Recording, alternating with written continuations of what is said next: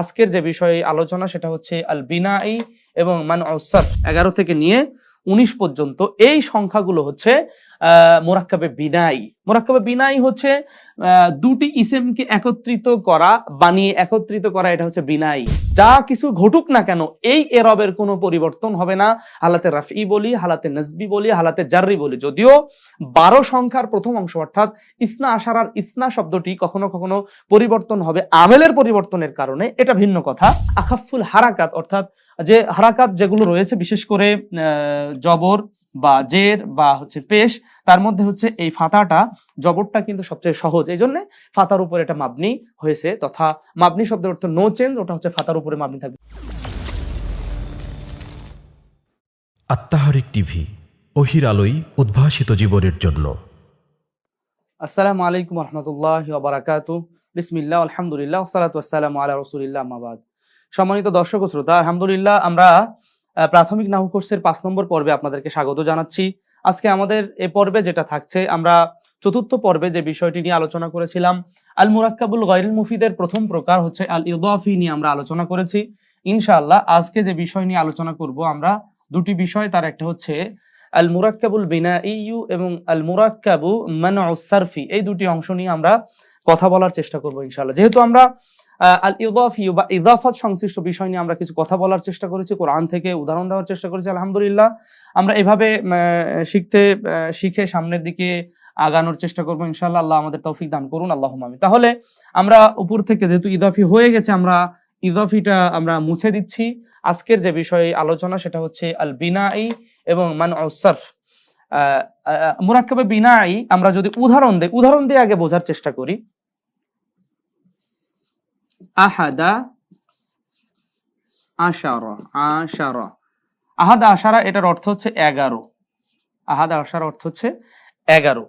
মুরাক্কাবে বিনাই অর্থাৎ বানানো মুরাক্কাব, এটা একটা ইসেম। আমরা কিন্তু ইসেম নিয়ে কথা বলছি। আশার শব্দটা এটা হচ্ছে ইসেম। মূলত শব্দটা ছিল আহাদুন, আর এই শব্দটা আশারা শব্দটা ছিল আশারুন। আহাদ অর্থ হচ্ছে 1, আর আশারুন শব্দের অর্থ হচ্ছে 10। 1 আর যোগ 10 সমান সমান কত হয়? 11 হয়, এটা আমরা জানি আলহামদুলিল্লাহ। আমরা আরবিতে যদি গণনা জানি, ওয়াহিদুন, ইসনানি, সালাসাতুন, আরবাআতুন, খামসাতুন, সিত্তাতুন, সাবআতুন, সামানিয়াতুন, তিসআতুন, আশারাতুন। তো এই আশারা তারপরে হচ্ছে এই আহাদা আশারা, ইসনা আশারা, সালাসাতা আশারা, আরবাআতা আশারা, খামসাতা আশারা, সিত্তাতা আশারা, সাবআতা আশারা, সামানিয়াতা আশারা, তিসআতা আশারা, তারপরে হচ্ছে 20। এই যে আহাদা আশারা থেকে তিসআতা আশারা, আহাদা আশারা থেকে তিসআতা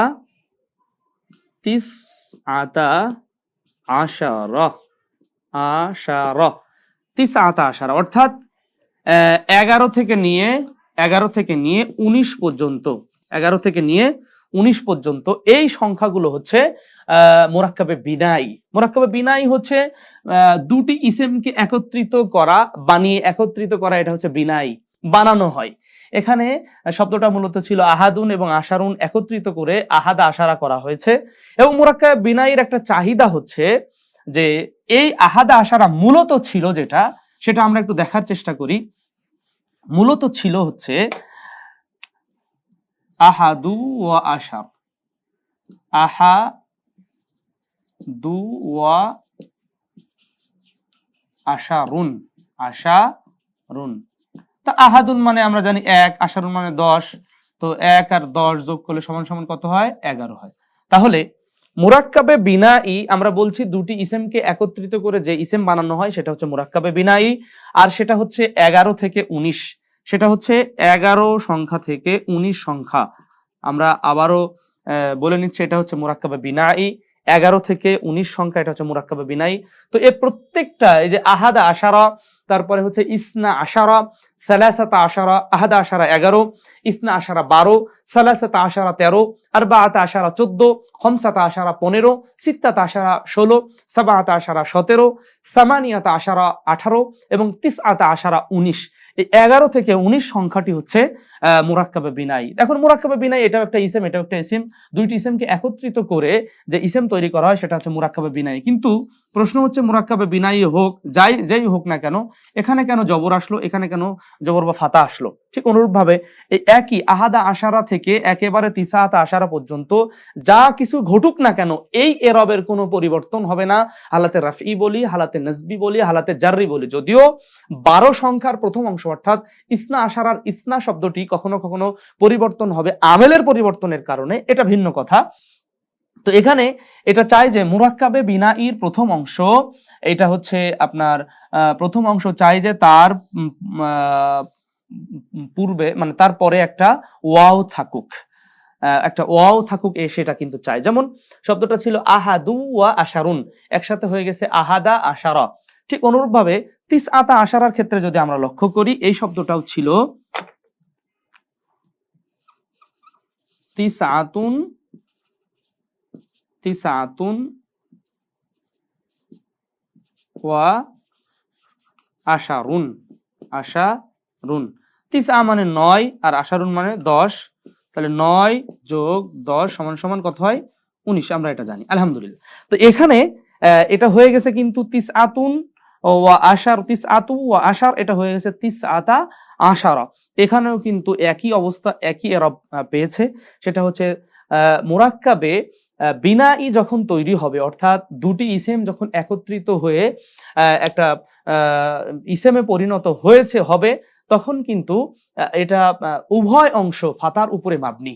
মুরাক্কাবে বিনাইর উভয় অংশ দেখেন, দালে ফাতা, রতেও ফাতা। ঠিক অনুরূপভাবে তিসআতা ফাতা, আশারা রতে কিন্তু ফাতা। শব্দটা কিন্তু মূলত ছিল রফার হালাতে, রফাতে ছিল, কিন্তু এই যখন বিনাই হয়েছে, দুইটা ইসেম মিলে একত্রিত হয়েছে, তখন কিন্তু এ রূপ চেঞ্জ হয়েছে। এই রূপটা কোনোভাবেই কিন্তু চেঞ্জ হবে না। আহাদা আশারা, এই যে ফাতা, এটা ফাতা, ফাতা ফাতা। কারণ আমরা জানি, আমরা আলোচনা করছি নাহু, আর নাহু বাক্য নিয়ে আলোচনা করে, এটা কিন্তু বাক্যের একটা অংশ। সেই বাক্যের অংশের যে 11 থেকে 19 সংখ্যাটা কিভাবে আমরা হারাকা প্রদান করব, এটা কোন অবস্থায় জবর জের না পেশ দেব, মারফু মানসুব নাকি মাজরুর হবে, সেই বিষয়টি নিয়ে আমরা কিন্তু কথা বলছি। তাহলে এই যে শেষ ইসেম যেটা, তার পূর্বে একটা সে ওয়াও চাই, আর এটা যখন গঠিত হয় নতুন করে একটা ইসেম, দুটি ইসেম মিলে যখন একটা গঠিত হয়, তখন সে কিন্তু উভয় অংশের উপরে ফাতা হয়, অর্থাৎ ফাতার উপরে মাবনি হয়। আমরা দেখতে পাচ্ছি আহাদা আশারা এই অংশ। ঠিক অনুরূপভাবে আমরা যদি এইভাবে, যে এখন প্রশ্ন করতে পারেন যে কেন উভয় অংশ ফাতার উপরে মাবনি হলো কেন?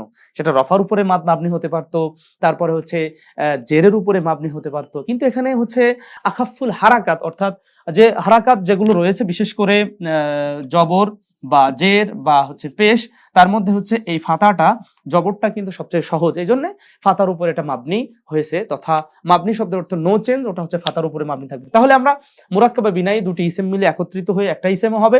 যেমন আমরা দেখতে পাচ্ছি আহাদুন এবং আশারুন মিলে হচ্ছে আহাদা আশারা 11 হয়েছে। ঠিক অনুরূপভাবে তিসআতুন ও আশারুন মিলে হচ্ছে তিসআতা আশারা হয়েছে, 19 হয়েছে। তো এটার হচ্ছে মূল কথা যেটা, সেটা হচ্ছে ফাতার উপরে মাবনি থাকবে দুই অংশই, সেটা হালাতে রাফিতে হোক, হালাতে নাসবিতে হোক, জারিতে হোক, যে কোনো সমস্যা, যে কোনো অবস্থাতেই কিন্তু এ ফাতার উপরে মাবনি থাকবে, জবরের উপরে কিন্তু অটল থাকবে। আমরা এই অংশ বুঝতে পারছি। এরপরে আমরা তৃতীয় প্রকার অর্থাৎ মানউস সারফ, মানউস সারফে আমরা চলে যাচ্ছি ইনশাআল্লাহ। তাহলে মৌলিকভাবে আমরা এখানে কিন্তু আল মুরাক্কাবুল বিনাইয়ু এই বিষয় নিয়ে আমরা কিন্তু একটা, প্রিয় বন্ধুরা, আমরা আরো যদি দুইটি উদাহরণ এখানে দেই, তাহলে মুরাক্কাবে বিনাই, ধরুন লাইলুন,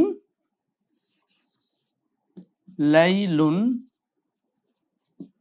ওয়া লাইলু ওয়া নাহারুন। আমরা এটা লাইলুন একটা ইসেম, এটা নাহারুন একটা ইসেম।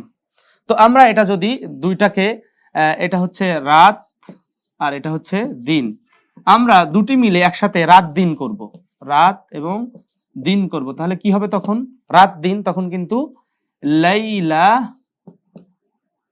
নাহারা, নাহারা, লাইলা নাহারা। এটা কিন্তু এভাবেই কিন্তু মুরাক্কাবে বিনাই এভাবেও তৈরি করা যায়।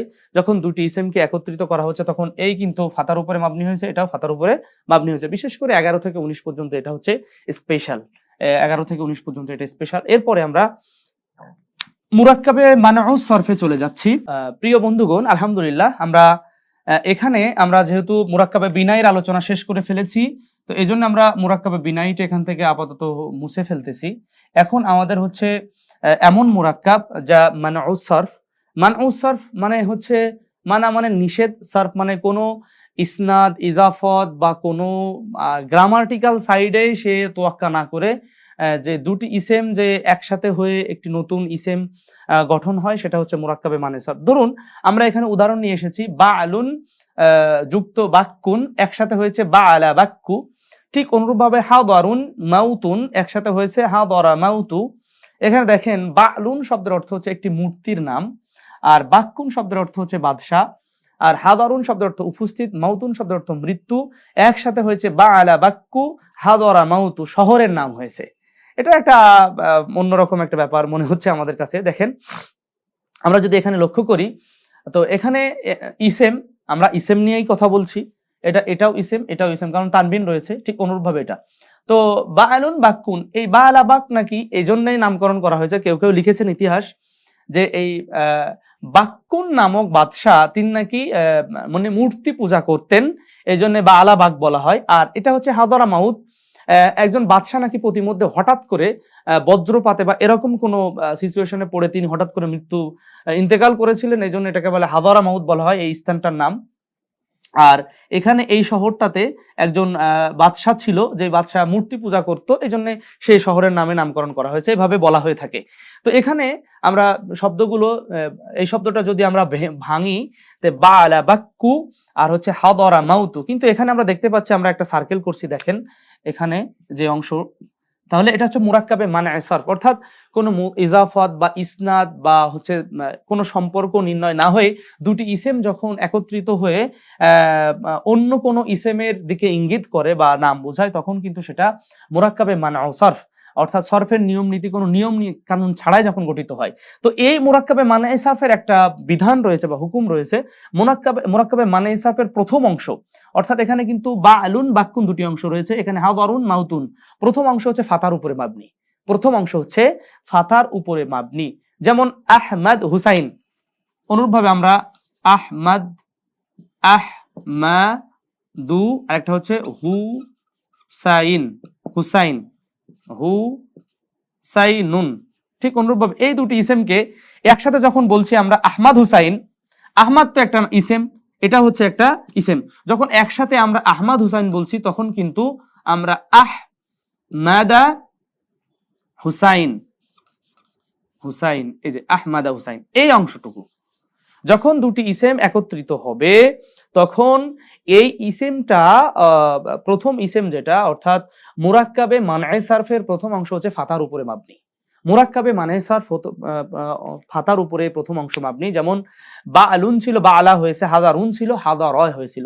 এই ছিল আমাদের এখানকার মোটামুটি মুরাক্কাবে মানে সারফের আলোচনা। ইনশাআল্লাহ আমরা পরবর্তী 6 নম্বর ক্লাসে আল মুরাক্কাবুত তাওসিফিয়ু এবং আল মুরাক্কাবুস সাউতিয়ু নিয়ে আলোচনা করব। যেহেতু আল মুরাক্কাবুত তাওসিফি কোরআন হাদিসের একটা বৃহৎ অংশ, যেমন আমরা ইযাফি নিয়ে আলোচনা করেছি, সেটা একটা বড় অংশ, ব্যাপক অংশ, ঠিক অনুরূপভাবে এটাও একই অংশ। ঠিক অনুরূপভাবে আমরা যদি আম চত্বর ধরুন, আমরা রাজশাহীর আম চত্বরের কথা বলছি, ঠিক অনুরূপভাবে আমুন সত্তারুন এভাবে যদি হয় তাহলে আমা সত্তার, এরকম ভাবে আমরা যদি দুটি ইসেম যখন একত্রিত হবে হয়ে যখন একটা ইসেম বোঝাবে, কোনো সারফি নাহবি বা অন্য কোনো নিয়ম নীতি না মেনেই, বিশেষ করে ইসনাদ বা ইদাফাত এগুলো নিয়ম নীতি না মেনেই যখন এরকম একটা ইসেম বোঝাবে, যেমন আহমাদু এবং হুসাইনুন এ দুটি মিলে হচ্ছে আহমাদ হুসাইন হয়েছে, ঠিক কোনো বা আলুন বাক্কুন মিলে বা আলা বাক্কু হয়েছে, হাদারুন মাউতুন মিলে হাদারা মাউতু হয়েছে। এই অংশে আমাদের মৌলিক বিষয় যেটা, সেটা হচ্ছে